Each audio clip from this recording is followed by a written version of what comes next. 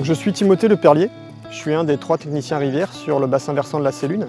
Par le passé, de nombreux travaux hydrauliques ont été réalisés, notamment au remembrement, où les cours d'eau ont été curés, tirés au droit, déplacés pour essayer de favoriser l'exploitation agricole. Ces aménagements ont contribué à la disparition de certains habitats et donc à la réduction de la qualité écologique du milieu. Le cours d'eau avait été par le passé détourné sur bordure de parcelles pour alimenter un bief du moulin et un moulin qui n'existe plus aujourd'hui. Le fond de vallée était un marécage. Nous voulions donc réaliser des travaux pour pouvoir assainir la parcelle et permettre à l'exploitant son exploitation.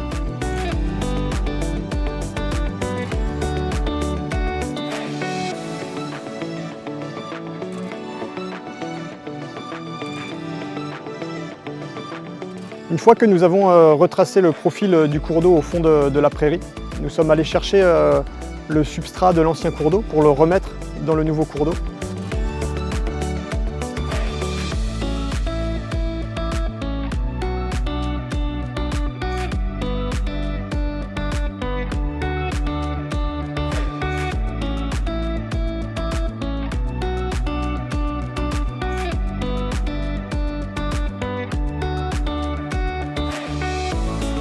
Les crues de l'hiver ont permis de remobiliser les granulats et de reformer des radiers et des zones de profond, ce qui favorise la prolifération des espèces emblématiques que peuvent être le saumon, la truite ou l'anguille sur ce secteur.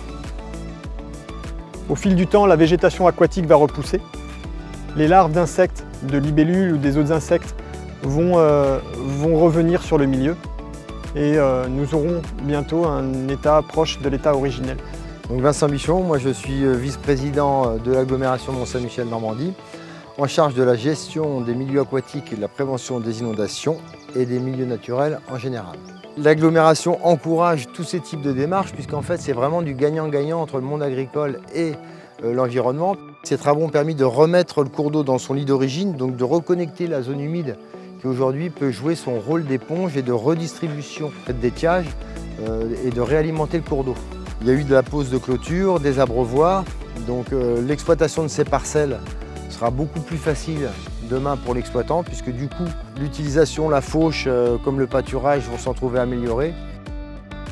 La volonté de l'agglomération c'est vraiment de dupliquer ce genre de travaux puisque plus on va pouvoir le développer sur l'intégralité du territoire, plus on va contribuer à l'adaptation, plus on va s'adapter au changement climatique en fait. Et comme c'est des travaux qui ne gênent pas l'exploitation agricole, il n'y a pas de contraintes supplémentaires, c'est au contraire une amélioration de la qualité de l'exploitation. C'est vraiment du gagnant-gagnant. Pour financer ce genre de programme, on va signer au mois de juillet prochain avec l'Agence de l'eau un contrat territorial au climat, un contrat de 22 millions d'euros, ce qui est assez colossal. La moitié de ces 22 millions vont être consacrés à ce type d'opération sur les milieux naturels, ce qui permet de bonifier les financements sur les gros dossiers qu'on a d'assainissement, qui eux sont directement liés à la qualité de l'eau en baie du Mont-Saint-Michel, l'exutoire de tous ces petits cours d'eau.